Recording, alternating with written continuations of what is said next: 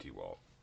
I was thinking about the notion of hyper-immersive emotional states and how that could correlate to the notion or the development of one's beliefs and whether or not said beliefs would be valid, I guess, in that scenario. And I think I'd kind of come to the conclusion that they aren't really. It's tied up in this notion that what's the saying goes that correlation does not equal causation. Well, why is that?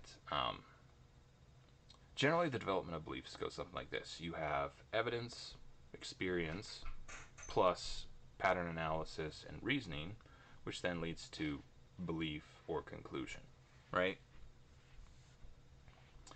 The problem is that if you're in a hyper-immersive emotional state, something like love, something like hatred, something like paranoia or doubt or depression, this biases you in favor of certain conclusions and against others. Meaning, in favor of some conclusion, you might only need like 1 point of data, right?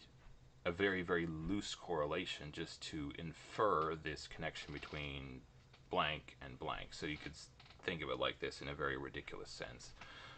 The universe exists, and guess what? My heart is beating right now. So my heart beating correlates with the universe's existence, i.e., my heart beating controls the universe. Right? Right? Infallible. Point being, no, of course it doesn't prove anything. I have been reliably informed by people I assume I can trust that the universe existed before I came around and my heart started beating. So it's yes, it correlates. No, it's not a meaningful correlation. It's not necessarily causal or dependent or influential, or it's not in control of anything.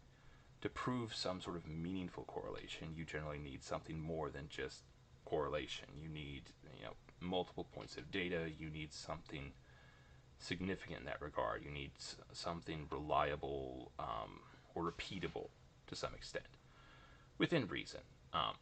But where was I going with this?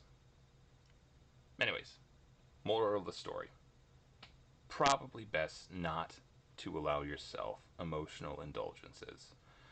It feels like essentially you'll be alternatively far too suggestible and far too skeptical, if that makes sense. Yes, you might come to the correct conclusions, but it'll be more a fluke than any sort of meaningful correlation, as you would say. Also, bonus moral of the story for you kids: correlation does not equal causation. That way lies madness. Before you know it, you'll be taking your epistemics lessons from the voices in your head. Alright,